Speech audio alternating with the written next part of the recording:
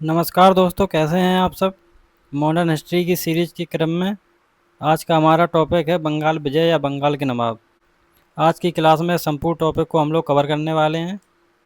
इसको हम लोग डिटेल में देखने वाले हैं कि किस प्रकार बंगाल के नवाबों का क्रम चलता है तथा कैसे अंग्रेज़ यहाँ पर आधिपत्य स्थापित करते हैं अपना। ये क्लास एकदम एक स्टोरी की तरह चलने वाली है। एक एक चीज़ आज क्लियर हो जाएगी आपको इस टॉपिक से संबंधित। तो चलिए स्टार्ट करते हैं। ये नवाबों का कुछ क्रम है, तो जैसे जैसे क्लास आगे बढ़ेगी एक क्रम इसी प्रकार से आगे चलता जाएगा। अब यहाँ पर सवाल एक ये उठता है कि बंगाल ही क्यों, पूरे भारत में इतना बड़ा क्षेत्र होते हुए ये केवल बंगाल में ही क्यों आधिपत्य स्थापित करना चाहते हैं। तो इसका मेन कारण ये था कि बंगाल उद्योग स्थापित करने के लिए सुलभ था तथा यहाँ पर उत्पादन भी अधिक होता था। ये एक धनी प्रदेश हुआ करता था उस समय संपूर्ण भारत का, या एक प्रकार से हम कह लें कि बंगाल संपूर्ण भारत का मेन केंद्र हुआ करता था यहाँ पर। इसलिए अंग्रेज़ों का ध्यान सबसे ज़्यादा बंगाल पर आकर्षित हुआ। पिछली क्लास में हम लोगों ने देखा था कि 1717 ईस्वी में फारुखसियर ने एक फरमान जारी किया था, जिसे मैग्ना कार्टा भी कहा जाता है। उसी क्रम में इसमें एक बात और कही गई थी कि फारुखसियर ने 3000 रुपये में बंगाल, बिहार और उड़ीसा के व्यापारिक अधिकार अंग्रेज़ों को सौंप दिए थे। मात्र 3000 रुपये वार्षिक में बंगाल, बिहार और उड़ीसा के व्यापारिक अधिकारों को अंग्रेज़ों को सौंप दिया था इसने, किसने, फारुखसियर ने। क्लियर। इसी क्रम में मुर्शीद कुली खां जो 1717-1727 तक बंगाल का सूबेदार नियुक्त किया जाता है। इसके द्वारा बंगाल को स्वतंत्र राज्य घोषित किया जाता है। एक क्वेश्चन एग्जाम में पूछा जाता है कि बंगाल को स्वतंत्र राज्य किसके द्वारा घोषित किया गया, तो वो है मुर्शीद कुली खां। इसने यहाँ की राजधानी को भी ढाका से मुर्शिदाबाद स्थानांतरित कर दिया था। पहले बंगाल की राजधानी ढाका हुआ करती थी, तो इसने ढाका से मुर्शिदाबाद स्थानांतरित कर दिया था राजधानी। इसके बाद दो नवाब और बनते हैं बंगाल के जो ज़्यादा इम्पोर्टेंट नहीं है। 1727 से 1739 तक सुजाउद्दीन बनता है जो मुर्शीद कुली खां का दामाद होता है। उसके बाद 1739 से 40 के बीच सरफराज बनता है जो सुजाउद्दीन का लड़का होता है। इसको बाद में अलीवर्दी खां मार देता है। तो यहाँ पर हमने देखा कि मुर्शीद कुली खां 1727 तक रहा। उसके बाद सुजाउद्दीन 1727 से 39 तक जो मुर्शीद कुली खां का दामाद होता है। उसके बाद सुजाउद्दीन के बाद सरफराज 1739 से 40 तक जो सुजाउद्दीन का लड़का होता है। इसको बाद में अलीवर्दी खां द्वारा मार दिया जाता है। तो मेन बंगाल की कहानी शुरू होती है अलीवर्दी खां से। यहाँ से टॉपिक काफ़ी इंटरेस्टिंग है और आप इसे कहानी की तरह देखिए पूरा, आपको सारी चीज़ें एक बार में क्लियर हो जाएंगी। तो मुर्शीद कुली खां 1740 से 56 तक बंगाल का नवाब रहता है। इसने सत्ता हासिल करने के लिए शुरू में जो मुग़ल बादशाह होता है उसको 2 करोड़ रुपए का नजराना भेजा था। उसके बाद जब इसको सत्ता हासिल हो जाती है तो ये मुग़ल बादशाह को रुपए भेजना बंद कर देता है और बंगाल को मुग़लों से धीरे धीरे अलग करना शुरू कर देता है। ये इसकी एक नीति रहती है अलीवर्दी खां की। सबसे पहले ये पैसे भेजकर सत्ता हासिल कर लेता है मुग़ल बादशाह से। उसके बाद जब सत्ता इसके पास आ जाती है तो ये धीरे धीरे रुपए भेजना बंद कर देता है और बंगाल को मुग़लों से अलग करने लगता है। और इसी क्रम में बंगाल विकसित होना भी शुरू हो जाता है क्योंकि इसे मुग़लों को खर्च नहीं देना पड़ता है और बंगाल का विकास होना शुरू हो जाता है। अलीवर्दी खां जो होता है वो यूरोपियों की तुलना मधुमक्खियों से करता है। इसने एक बार कहा था कि अगर इनको प्यार से रखोगे तो तुम्हें ये शहद देंगे, अगर इन्हें आप छेड़ोगे तो ये तुम्हें खा जाएंगे मधुमक्खियों की तरह। तो ये कहा गया था अलीवर्दी खां द्वारा यूरोपियों के बारे में। क्लियर। अलीवर्दी खां के बारे में एक बात और कही जाती है कि इसको कोई पुत्र नहीं था, इसको 3 पुत्रियां थीं, जिसका एक का विवाह ढाका, दूसरे का पूर्णिया तथा तीसरे का पटना में हुआ था। तो जब अलीवर्दी खां की मृत्यु हो जाती है तो उसके बाद ये समस्या उत्पन्न हो जाती है कि अब बंगाल का नवाब कौन बनेगा। तो जो इसकी तीसरी पुत्री होती है जिसका विवाह पटना में हुआ था उसका पुत्र होता है सिराजुद्दौला। ये बंगाल का नवाब बनता है, लेकिन इसको कोई भी पसंद नहीं करता है। ना तो इसके रिश्तेदार पसंद करते हैं और ना ही इसके मंत्री और दरबारी लोग इसे पसंद करते हैं। ये 1756 से 1757 तक रहता है। इसने जो काम किए हैं उसमें है इसने किसी को भी फैक्ट्री और किला नहीं बनाने दिया, चाहे अंग्रेज हो और चाहे फ्रांसीसी हो। इसने एक आदेश जारी किया था कि कोई भी फैक्ट्री स्थापित नहीं करेगा। इसी क्रम में फ्रांसीसी इसकी बात मान जाते हैं और पीछे हट जाते हैं, लेकिन अंग्रेज ऐसा नहीं करते हैं। इसको देखते हुए सिराजुद्दौला फोर्ट विलियम पर आक्रमण कर देता है और अंग्रेजों को हरा देता है। इस घटना को ब्लैक होल कॉन्सेप्ट के नाम से भी जाना जाता है, जो 20 जून 1756 को होती है। इसे कासिम बाजार घटना या काल कोठरी की घटना के नाम से भी जाना जाता है। तो एग्जाम में कोई भी आए, इनमें से बात एक ही है, ब्लैक होल या कासिम बाजार की घटना। तो इसमें एक अंग्रेज अधिकारी होता है हॉलवेल। इसने इस घटना का काफ़ी प्रचार किया था। इसका कहना था कि जब सिराजुद्दौला ने फोर्ट विलियम पर आक्रमण किया तो इसने एक 14x18 के कमरे में 146 अंग्रेजों को बंद कर दिया, और जब अगले दिन कमरे का दरवाज़ा खोला गया तो उसमें केवल 23 ही जीवित बचे थे। उसमें से एक हॉलवेल भी था। तो इस घटना को सही और गलत मानने के बीच विद्वानों में काफ़ी मतभेद हैं। कोई इसे अंग्रेजों का षड्यंत्र कहता है, कोई इस घटना को सच मानता है। लोग कहते हैं कि ये एक अंग्रेजों को चाल थी, जिससे सिराजुद्दौला को गलत साबित करके उसे गद्दी से हटाना चाहते थे। तो आप इस घटना को याद रखिए। चलिए आगे बढ़ते हैं। इस घटना के बारे में, ब्लैक होल की घटना के बारे में, जब क्लाइव को पता चलता है, जो कि मद्रास का गवर्नर हुआ करता था उस समय, तो वह अपनी सेना लेकर बंगाल की तरफ निकल पड़ता है। क्लाइव फोर्ट विलियम पर आक्रमण करता है और सिराजुद्दौला को हरा देता है तथा कलकत्ता पर अधिकार कर लेता है। इसी क्रम में एक अलीनगर की संधि होती है। इस संधि में ज़्यादा कुछ नहीं होता है, यही सब चीज़ें होती हैं कि सिराजुद्दौला से कहा जाता है कि आप अपना शासन करिए, और अंग्रेज़ों से कहा जाता है आप अपना व्यापार करिए बिना किसी रोक टोक के। लेकिन एक घटना यहीं तक नहीं रुकती है। जब क्लाइव को इस बात का पता चलता है कि सिराजुद्दौला का साथ उसके परिवार वाले भी नहीं दे रहे हैं, तो क्लाइव एक षड्यंत्र रचता है और इस सिराजुद्दौला के कुछ लोगों को अपनी तरफ कर लेता है, और यहीं से बंगाल के पतन का दौर शुरू हो जाता है।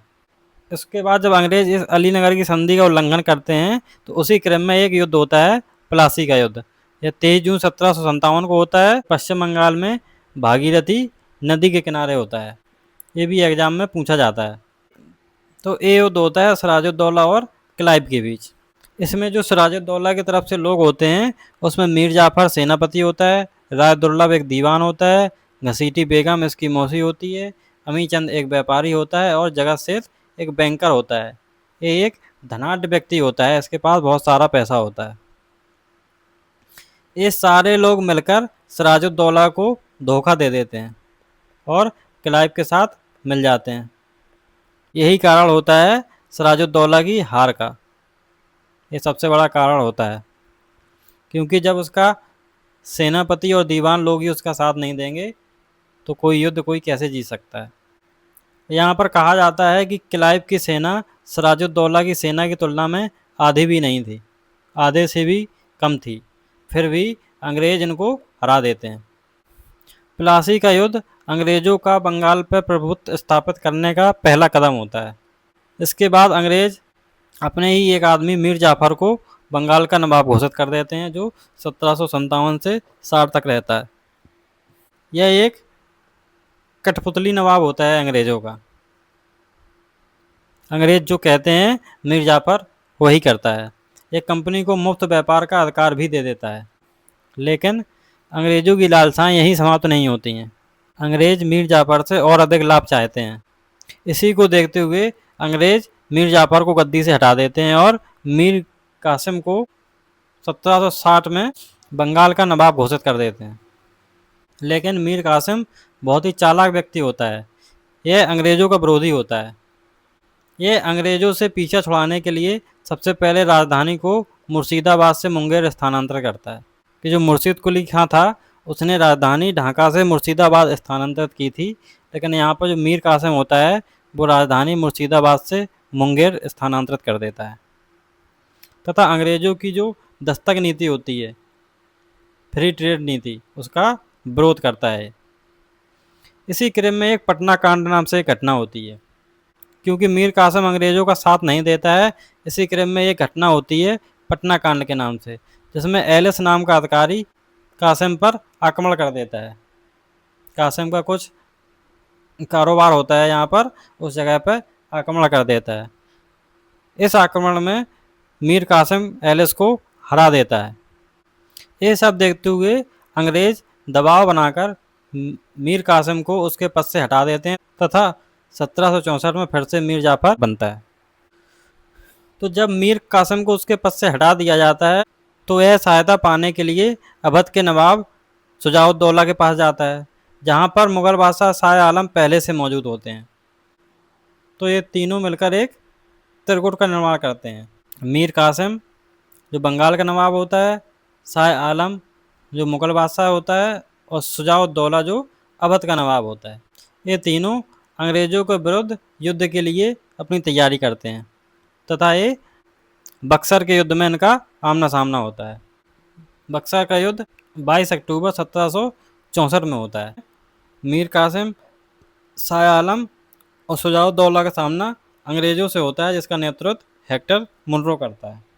प्लासी के युद्ध में अंग्रेज़ों का नेतृत्व किया था क्लाइव ने तथा बक्सर के युद्ध में अंग्रेज़ों का नेतृत्व हेक्टर मुनरो करता है।